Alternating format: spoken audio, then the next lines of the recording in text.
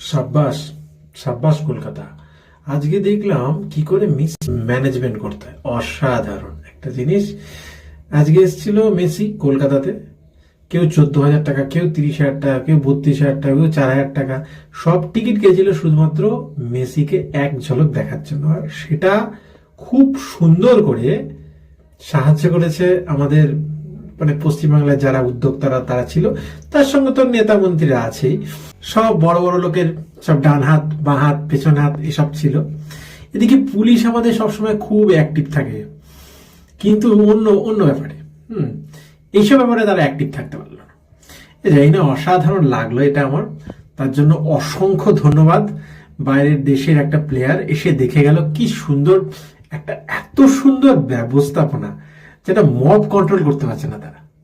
যারা পয়সা দিয়ে দেখতে গেছে তারা দেখতে পারেনি, তাহলে আমার কি দরকার ছিল? আমার এটা মনে হয় কোট আনকোট কিছু লোকের পয়সার দরকার ছিল, তারা জাস্ট করে দিয়েছে।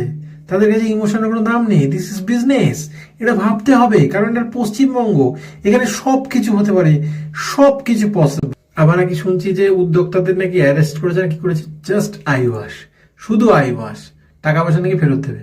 ঘন্টার মাথা কেউ কিচ্ছু দিতে যাচ্ছে না, শুধু গল্প, সব গল্প। সবাই খুব ভালো থাকুন, শীতে থাকুন আর আনন্দে থাকুন।